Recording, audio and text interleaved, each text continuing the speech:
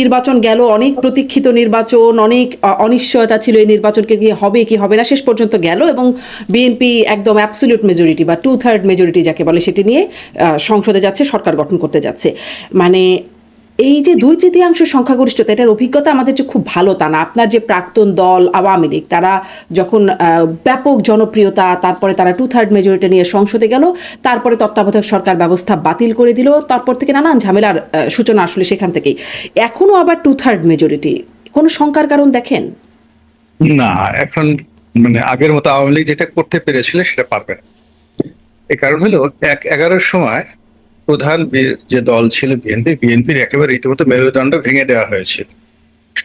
তারপর জামাতের উপর অবশিষ্ট ছিল জামাত। বিএনপি সহযোগী রূপে জামাতও মেন্টালি একটা দুর্বল ছিল 2008-9 সালে। তারপর যখন তাদের মানে বিরুদ্ধে যুদ্ধাপরাধের বিচার শুরু হলো, তখন এই দলটি ছিন্ন বিচ্ছিন্ন হয়ে গেল, পুরো পুরো মাঠ ছিল খালি। কিন্তু এখন যেটা হলো কি, এখন বিএনপির জন্য যতই মেজরিটি হোক না কেন, জামাত প্রায় 70টি সিট নিয়ে তারা সংসদে, এবং এরা জামাতে যে সকল প্রার্থী রয়েছে অন অ্যাভারেজে বিএনপির প্রার্থীর চাইতে লেখাপড়া জানা। এরপরে এদের নীতি নৈতিকতা সততা বিএনপির প্রার্থীদের চাইতে প্রমাণিত, এবং এদের সাহস হলো ইমানি শক্তি। তারা যে কোনো সময় চিন্তা করে যে মরে গেলে মানে গাজী, আর মরলে শহীদ বাঁচলে গাজী। তো কাজী এই সময়টাতে তাদের মনের মধ্যে অনেক দুঃখ কষ্ট বেদনের কারণ হলো তারা 100% শিওর ছিল যে কোনো একটা ম্যাটিকুলাস ডিজাইনে তারাই ক্ষমতায় আসছে। তো সেক্ষেত্রে তাদের সেই ইমানি শক্তি দিয়ে মেটিকুলাস ডিজাইন করছে, রাইট, ওই যেভাবে হোক না কেন তারা সবকিছু মনে করছেন যে তারা ম্যাটিকুলাস। তারা তো যে সবকিছু আল্লাহর পক্ষ থেকে হয়, কিন্তু বান্দাকে তো কৌশল করতে হয়, পরিশ্রম করতে হয়। তো তারা সে মেহনত করেছে, কৌশল করেছে, সবকিছু মিলিয়ে তারা যে একটা সাজানো তারপরে সংসার, একটা সাজানো সংসার তারা আশা করেছিল, সেটা এখন তছনছ হয়ে গেছে ভোটের মাধ্যমে। ফলে তাদের মনে অনেক রাগ থাকবে, ক্রোধ থাকবে, ক্ষোভ থাকবে, হতাশা থাকবে। এবং যেহেতু তাদের গুপ্ত রাজনীতিতে, গুপ্ত কর্মকাণ্ডে তারা ভীষণ রকম এক্সপার্ট, তো সেক্ষেত্রে তারা গোপনে গোপনে বিএনপির সাথে যোগাযোগ রাখবে, আওয়ামী লীগের সঙ্গে যোগাযোগ রক্ষা করবে। এবং তারা ওই ক্ষমতা আসার জন্য যে সকল ডিপ স্টেট পলিসি এগুলোর সঙ্গে তাদের একটা রিলেশন হয়েছিল, ইউরোপীয় ইউনিয়ন, আমেরিকা, এই সম্পর্কটা কিন্তু তারা অব্যাহতভাবে চালাতে থাকে। ফলে ক্ষমতার মসনদে বসে তারেক রহমান সাহেব তার যে প্রতিপক্ষ জামাত, মানে তাদের মানে কাছ থেকে সাহায্য পাবে বা নিশ্চুপ জামাত থাকবে সেই আওয়ামী লীগ জমানার জাতীয় পার্টির মতো, এটা কোয়াইট ইম্পসিবল। আওয়ামী লীগ যেভাবে একটা অনুগত বিরোধী দল পেয়েছিল, গৃহপালিত বিরোধী দল পেয়েছিল সেটা তো ধরেন প্রথম 14 দিকে, নির্বাচনের পরে, কিন্তু তার আগে 2008 থেকে 14 তখন তো ছিল বিএনপি সংসদে, এবং বিএনপি তখনই তো আসলে সেই তত্ত্বাবধায়ক সরকার বাতিলের বিষয়টা তো সেই আমলেই হলো, তখনই তো ওই আসলে সময় 2/3 মেজরিটি। জি, তখনও থাকলেও বিএনপিকে তখন দুর্বল করে দেওয়া হয়েছিল। বিএনপির যে সমস্ত বড় বড় মানুষ জিলন ছিল তাদের মামলা দিয়ে, মোকদ্দমা দিয়ে, বিভিন্ন ভাবে। আর বিএনপির প্রার্থী ছিল কয়জন, খুব অল্প কয়জন ছিলেন আর কি। তো তাদের প্রথম শক্তিটা, বিএনপি 90% শক্তিটা কমে গেছিল 11 সময়টিতে। তো 11 সময় পরে যে আপনি যদি এবার ধরেন, আমি যদি ডক্টর মোহাম্মদ ইউনূসের জায়গায় থাকতাম, আমি তো আওয়ামী লীগকে আহ্বান জানাতাম, শেখ হাসিনাকে বলতাম যে আপনি দিল্লিতে থেকে আপনি ভোটে অংশগ্রহণ করেন। তা এতে একটা সুবিধা হতো কি, এই গোপালগঞ্জে শেখ হাসিনার জয়লাভ করার সম্ভাবনা খুব অল্প থাকতো। আর আওয়ামী লীগের অনেক প্রার্থী, এই যে সরকার সুযোগ দিল মাঠে এসে প্রার্থী হবে, সেটা সাহস তাদের থাকতো না। ফলে আওয়ামী লীগকে একেবারে নতুন অখ্যাত প্রার্থী দিতে হতো, যারা হাসনাত সার্জিসদের চাইতেও যাকে বলে অপরিচিত থাকতো। এবং সেক্ষেত্রে দেখা গেল সারা বাংলাদেশে আওয়ামী লীগ হয়তো 10-12টা সিট পেত। আপনি দেখেন জাতীয় পার্টির ক্ষেত্রে কি ঘটনা ঘটলো, পুরো রংপুর অঞ্চলে তাদের এত জনপ্রিয়তা, কিন্তু ওই যে মোরাল গ্যারেজ না থাকার কারণে তারা কিন্তু সেখানে জয়লাভ করতে পারেনি। আওয়ামী লীগের অবস্থা তাই হতো। সেক্ষেত্রে হতো কি, এটা পলিসি থাকলে এখন সরকার বলতে পারতো হ্যাঁ আমরা তো ইনক্লুসিভ নির্বাচন করেছি, এত বড় একটা গণ অভ্যুত্থানের পরেও আমরা সেই সরকারকে সুযোগ দিয়েছি, যেটা 91 সালে এরশাদকে দেওয়া হয়েছিল। তো এই জিনিসগুলো যেহেতু সরকার করেনি, না করার কারণে এই যে এর দায় দায়িত্বগুলো বর্তমান সরকার, মানে আগে সরকার না করার কারণে বর্তমান সরকারকে এটা বহন করতে হবে। আর অন্যদিকে আওয়ামী লীগ তো যেন তেন দল, এদের দুষ্টমির যদি 133টা বুদ্ধি লাগে, বিভিন্ন মানুষকে নাজেহাল করার জন্য। হ্যাঁ, সবগুলো বুদ্ধি আওয়ামী লীগের, ছাত্রলীগের, যুবলীগের, স্বয়ং শেখ হাসিনার মাথায় প্রতিটা মুহূর্তে কিলবিল করে। ওনার যত বয়স বাড়ছে, ওনার অভিজ্ঞতা যত বাড়ছে, তত ওনার এই মানে রাজনৈতিক প্রতিপক্ষ তাদেরকে কি করে পজিটিভ করতে হয়, কাকে ধমক দিতে হয়, কাকে গালি দিতে হয়, কাকে প্রশংসা করতে হয়, কার পেছনে মানে ফেউ লাগিয়ে দিতে হয়, প্রত্যেকটা জিনিস তার মুখস্থ। আজ 15 বছর তিনি চালিয়েছেন। তাহলে এই প্রশাসনে হাজার হাজার নয়, লাখ লাখ লোকের সাথে শেখ হাসিনার ব্যক্তিগত সম্পর্ক আছে। এবং উনি করেছেন কি, এই এদের সবার ব্যক্তিগত গোপন যে নথি, এসব তার কাছে আছে। তো দেখা গেল যে সরকার, মিলিটারি বলেন, পুলিশ বলেন, এদের কেউ হয়তো এসপি র্যাঙ্কে আছেন, এমনকি অনেক ওসির সাথে শেখ হাসিনার ব্যক্তিগত রিলেশনশিপ ছিল। এবং এইগুলোর কারো কল রেকর্ড, কারো জিনিসগুলো, এগুলো সেই আমার জানা মতে 12-13 সন থেকে এগুলো সে আলাদা আলাদা ভাবে বিভিন্ন মানে জায়গাতে সে এগুলো সে রেকর্ড রেখেছে দেশে এবং দেশের বাইরে। এখন ধরুন একজনের নাম ময়জউদ্দিন, কোনো বড় কর্মকর্তা, এখন বর্তমান সরকারের জমানাতে সে হয়তো কোনো জায়গাতে সচিব থাকবেন, কোনো জায়গাতে ডিআইজি থাকবেন, কিন্তু তাকে আওয়ামী লীগের কথা শুনতে হবে। আওয়ামী লীগের কথা শুনতে হবে এবং খুব গোপনে কৌশলে শুনতে হবে। এর কারণ হলো ওই যে তার সাথে যে তার যে লেনদেন, সেই লেনদেনের যে রেকর্ড, এটা হয়তো তারেক জিয়া সাহেবের কাছে নাই, ডিজিএফ এর কাছে নাই, কিন্তু শেখ হাসিনার কাছে আছে। তো এই জিনিসগুলো সে কিন্তু প্ল্যান ওয়াইজ সে মানে সে যে তার বিপদে মানে পড়তে পারে বা প্রশাসনকে চলে যেতে ব্ল্যাকমেইল পারে, করতে পারে আওয়ামী লীগ এখন, বা আওয়ামী লীগের সর্বোচ্চ নেতা করতে পারে।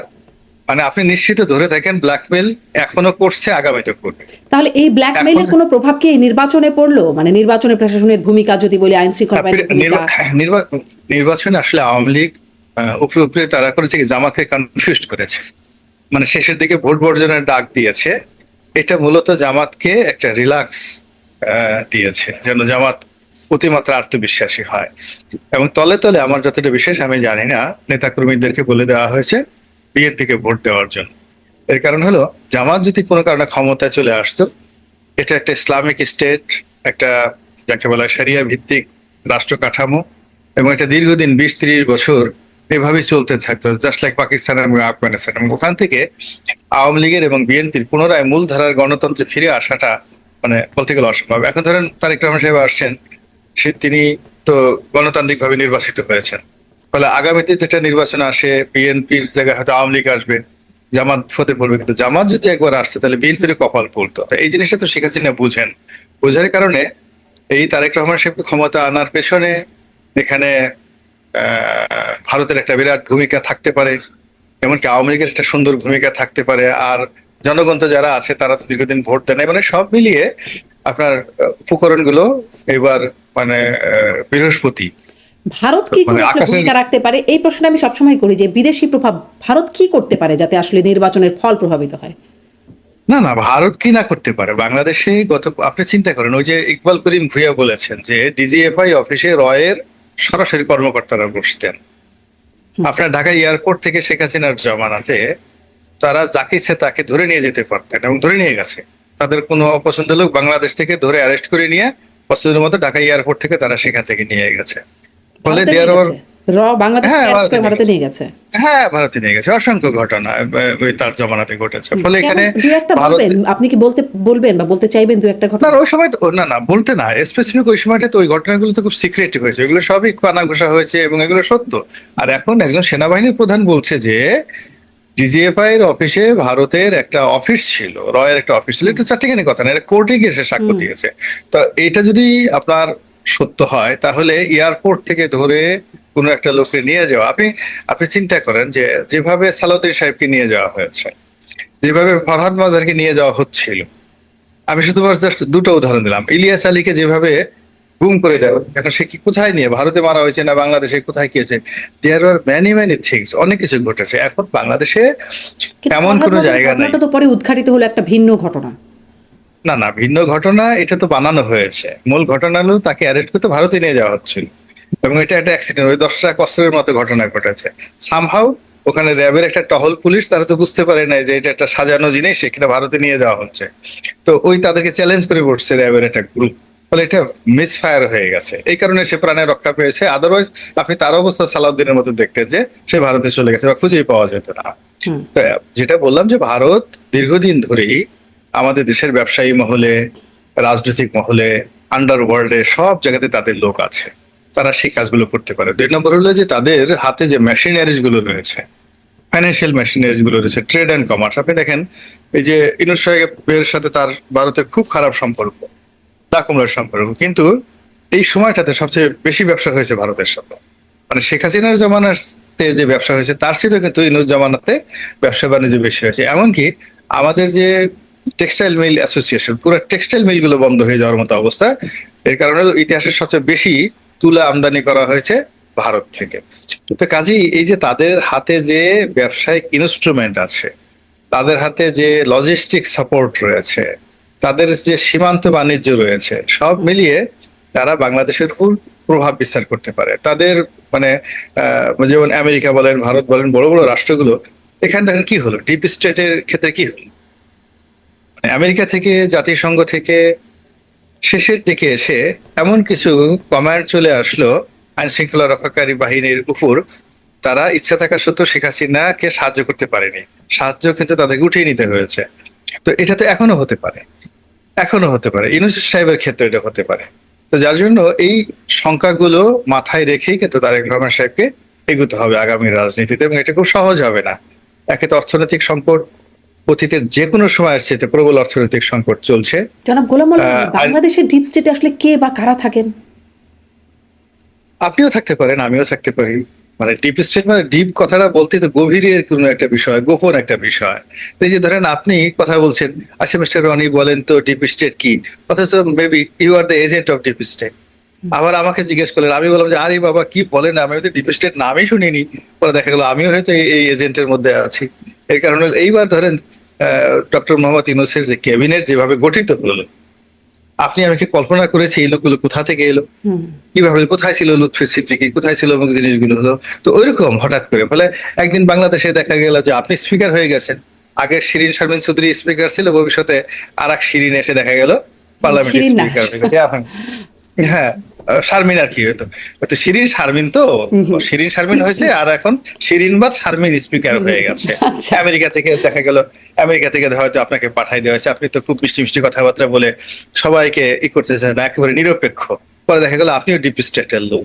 তো এইরকম মানে যারা এই বিভিন্ন এজেন্সির সাথে কাজ করে বা এজেন্সি যাদেরকে রিক্রুট করে, এটা এত কৌশলে করে যে একজন হামিদ কারজাই, একজন ডক্টর মোহাম্মদ ইউনূস, একজন আসিফ নজরুল, একজন আদিলুর রহমান শুভ্র, একজন রেজওয়ান আরা, মানে এরা মঞ্চে না আসা পর্যন্ত আপনি বুঝতে পারছেন না যে আসলে তারা কারা। আপনার কি মনে হয় ওনারাও ডিপ স্টেটের এজেন্ট? না না না, আমি এখন ওনারা ডিপ স্টেটের না, সারা বাংলাদেশ বলছে, আমি কি বলি বা না বলি আপনার বলায় কিছু আসে যায় না। The whole country is telling যে কি হচ্ছে বাংলাদেশে, এবং বাংলাদেশে শেখ হাসিনা বলে গেছে এখন এটা ডিপ স্টেট, এরা ডিপ স্টেটের লোক। কে কি বললো না না বললো, বসন্ত এসে গেছে, কোকিল গান গাইছে, তো ইট ডাজ নট ম্যাটার, আপনি বন্ধ করতে পারবেন না মানুষের মুখ। আচ্ছা, মানে ডিপ স্টেট নিয়ে ইন্টারেস্টিং তথ্য পেলাম। যাই হোক, সংসদের চেহারা কেমন হবে, বা আপনি অবশ্য বলছিলেন যে 2/3 মেজরিটিতে সংখ্যার কারণ আপনি আগের মতো দেখেন না, কিন্তু আরও কিছু বিষয় আছে, সেগুলো নিয়ে একটু কথা বলি। যে এই বিষয়টাও আলোচনা আসছে, 35 বছর পর একজন পুরুষ প্রধানমন্ত্রী হচ্ছেন, এবং একই সাথে একজন পুরুষ প্রধানমন্ত্রী পুরুষ বিরোধী দলীয় নেতা হচ্ছেন, এবং দুজনেই সংসদে প্রথমবারের মতো যাচ্ছেন। সংসদে অনেকেই আছেন, মোটামুটি অর্ধেক যারা প্রথমবারের মতো সংসদে যাচ্ছেন, এই বিশ্লেষণটাও দেখছিলাম। মানে কেমন মনে হচ্ছে সংসদটা এবার কেমন হবে? ভালো হবে, বেশ উত্তেজনা হবে। যেমন জামাতের যারা লোকজন আছে তারা ঘন ঘন আরবি বলার চেষ্টা করবে, তারপরে বিভিন্ন শব্দ বলবে, ইমানের কথা বলবে, কিনের কথা বলবে, ইমতিহান বলবে, এগুলো শুনতে মানে একটা ওয়াজের কারখানা হয়ে যাবে সেখানে।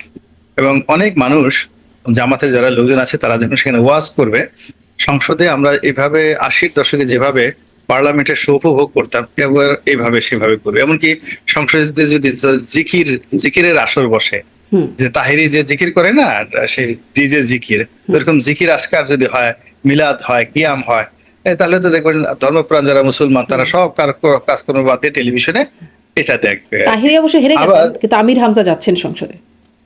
হ্যাঁ, ওই তো আমির হামজা কি পাশ করছে? হ্যাঁ হ্যাঁ। ও মাই গড, তাহলে আমির হামজা তো অনেক, হ্যাঁ আমির হামজা তো অনেক ভালো ওয়াজ করে, অনেক ভালো ওয়াজ করে। ফলে সে যদি ওখানে রাশমিকা মানে মান্দানার টান চেহারার দেয়, কাটিং ভালো ইত্যাদি বক্তব্য আমরা হ্যাঁ, হ্যাঁ, মানে হ্যাঁ, হ্যাঁ, ওটা- 157টা দেশের মধ্যে 1 number cutting. Right right right, ওটাই বলতেছি। তো ওটা এই জিনিসগুলো মানে হিজ ভেরি স্মার্ট ফেলো, এবং সে হয়ে আসছে কুষ্টিয়ার মতো জায়গাতে চারটিখানি কথা নয়। তো সে যখন ওখানে কথা বলবে, তার সামনে সে যখন মঞ্চ নিবে, এমন বিষয়ে কথা বলবে, স্পিকার চেষ্টা করলেও তার সময় কমাতে পারবে না। সে দেখা গেল যে দেখেন মাননীয় স্পিকার, আমি এখন কোরআনের এই আয়াতটি বলবো, 5 মিনিট তার সময় সে ট্রেনে নিয়ে গেল 50 মিনিট। এবং সে যদি টাস করে বলে ফেলে যে এইটা এমন একটা দেশ, মুসলিম দেশ, শতকরা 98% মুসলিম, এই দেশের প্রধানমন্ত্রী তারেক রহমান দুঃখ দাঁড়িয়ে রাখে না, তারেক রহমানের মুখে দাঁড়িয়ে নাই, এই অবস্থা, আল্লাহ তুমি তাকে হেদায়েত দান করো, আল্লাহ আমরা সবাই মুনাজাত করি যেন তারেক রহমান সাহেবের উনি একটু মসজিদে যান, রীতিমতো দাঁড়িয়ে রাখেন, সবাই টেবিল থাপড়িয়ে থাপড়িয়ে এই কথাগুলো বলবে। এবং তারেক রহমান সাহেবের অবস্থা তখন কি হবে আপনি চিন্তা করেন। হাসনাত আব্দুল্লাহ যে স্টাইলে মঞ্চে বক্তব্য দিয়ে যাচ্ছেন, ওইভাবে যদি সে সংসদে বক্তব্য দেন, ওইভাবে দাঁড়িয়ে সে যদি ওইভাবে বলেন, কি অবস্থা হবে।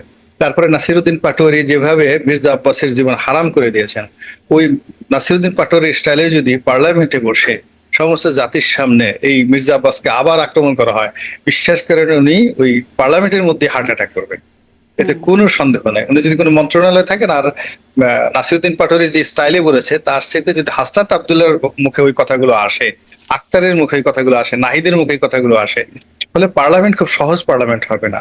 এরপরে রুমিন ফারহানা আছে, তার হাস আছে, হ্যাঁ, তো সেই রুমিন ফারহানা যদি কোনো কারণে জামাতের সঙ্গে রুমিন ফারহানার একটা ভালো সম্পর্ক হয়ে যায়, খুব যেগুলো তো সে খুব জেদি মেয়ে, তো ভীষণ রকম জেদি মেয়ে, সে তো বিএনপি দ্বারা প্রচন্ড অপমানিত হয়েছে, লাঞ্ছিত হয়েছে, বিএনপির সঙ্গে তার হবে না। এবং ওই জায়গাটা যদি জামাত তাকে ওন করে ফেলে, ফলে এক শেখ হাসিনাকে যেভাবে রুমিন ফারহানারা জামাত মানে ওন করে ফেলবে, ব্যস্ত জামাত এই রেখেছে। পর্দা পুশিতা কথা কোট আন কোট বলেন না না জামাতের পর্দা, লোকজন। না জামাতের পর্দা বলে, এখন রুমিন ফারহানার যে পর্দাটা, ওটা তো মানে শালীন। আপনি যে পোশাক পরছেন, পর্দা বলতে তো আসলে মানে একবারে চোখ দুটো খালি ডেকে রাখবে, নট লাইক যদিও জামাতের মহিলা উইং এর মানুষ মানে যারা আছেন তাদেরকে ওরকমই দেখি, শুধু চোখ ছাড়া তেমন ওরা দেখা যায় না, চশমাও আবার পরেন। ওটা আছে, কিন্তু তার মধ্যে ওই যে কি এক ঢাকা বিশ্ববিদ্যালয়ের মহিলা আছেন মোনামি, সেও তো আছে, মোনামি আছে। এবং আপনি যদি বিশ্বাস করেন, আপনি যদি জামাতে যোগদান করেন, আপনাকে ওরা ওই বোরকা পড়তে বলবেন, আপনার এই স্টাইলে তারা নিয়ে নেবে আর কি।